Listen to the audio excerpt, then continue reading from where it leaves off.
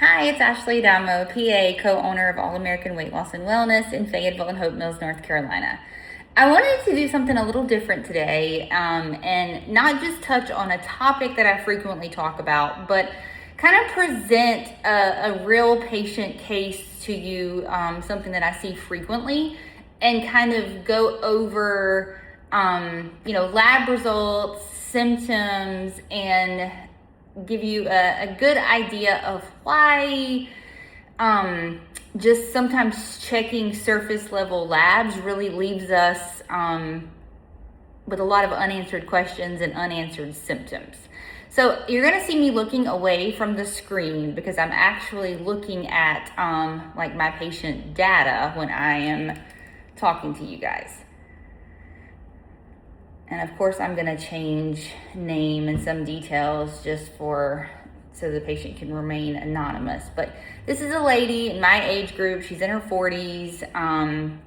She came to me, and these were her chief complaints. So she said low libido, mood changes, fatigue, vaginal dryness. She's status post hysterectomy, which that doesn't always matter.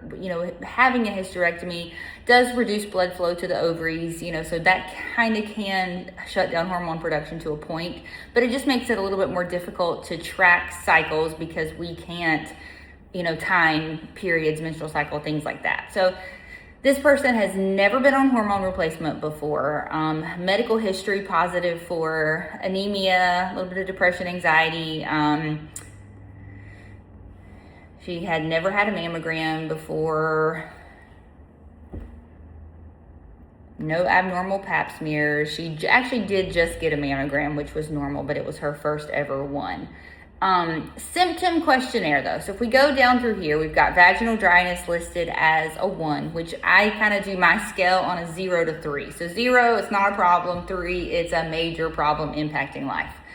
So decreased libido was a 3, like off the charts. Mood swings and irritability, a 2. Anxiety, nervousness, a 1. Depression was a 2. No issues with sleep. Fatigue, low energy was a 1, so not crazy.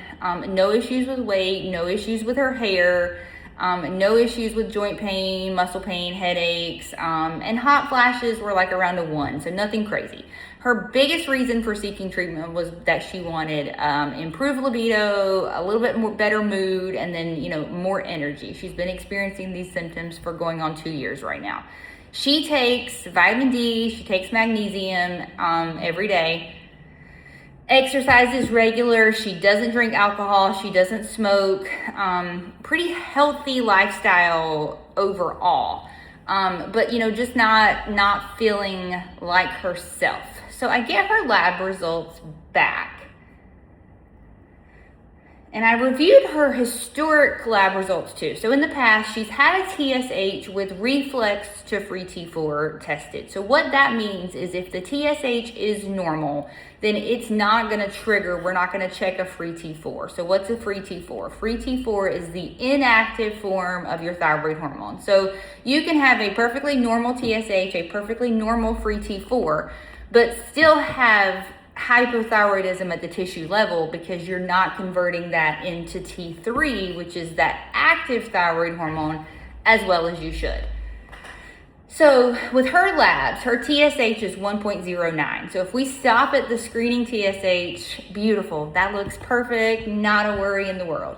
Her free T4 was on the lower side, but would not be flagged as abnormal. It was 0.9. However, when I checked her free T3 and her total T3, that was low, actually on the lab standard reference ranges, not even considering what's functional optimal range, but just on the basic lab reference panel, that was low. So we have definitely a low active thyroid hormone amount in her body. So of course you're going to be symptomatic with that. This particular lab that I used, they didn't give me the option to order a reverse T3. I always get a reverse T3 generally. And I am going to send her to LabCorp to get a reverse T3 drawn. But reverse T3 is high when your body is, anything that is preventing it from turning T4 into T3 the way it's supposed to, especially stress. So if you're under chronic stress, sleep deprivation, you are a woman in America living a typical American lifestyle. Your body can shunt that production of T4. Instead of it going to active T3, it goes to reverse T3, which actually blocks the effect of the active T3. So you will feel very much hypothyroid at that cellular level. Now, throwing thyroid replacement is not the way we want to approach this either. Like me giving her Synthroid, for instance, is just T4. So why would I give her synthetic T4 when her TSH is fine and her free T4 is fine? I also don't want to just give her T3 because, ultimately we would like to find out why she's not converting T4 to T3, fix that, and then we have her able to convert and manufacture that on her own. So when we look at her labs, she has some anemia. Her vitamin D is 32, which is not going to be considered deficient on standard ranges, but it's far from optimal. So someone that has this underactive thyroid conversion, we want to correct any possible underlying causes. So we want to make sure vitamin D is optimal in that 50 to 80 range. We want to make sure that her iron, her ferritin, all of that is optimal. We also want to make sure that we're not deficient in selenium and zinc. Anything that our body needs to turn that T4 into T3, we want to look into and make sure that we have that. So those are additional testing that we will do. We will also order thyroid antibody testing so that we can make sure that there's not an early Hashimoto's process that's starting. Your body with thyroid antibodies, a lab reference range will show that it's low if it's under 34 based on, some lab ranges. But if we're starting to see TPO antibodies, that's already a problem. That's kind of a signal, like a warning shot, letting us know that, hey, if we don't address this, fix something, there very well might be a problem, in the not too distant future. So those are things we're gonna, continue to look at. But her progesterone was actually okay. Her estrogen level is okay. Her FSH or LH, those numbers were okay. So this lady does not need estrogen. Progesterone is not even something that she needs at this very moment in time. Her testosterone level, though, is ridiculously low. Her free testosterone was 0.8. Her total was 10.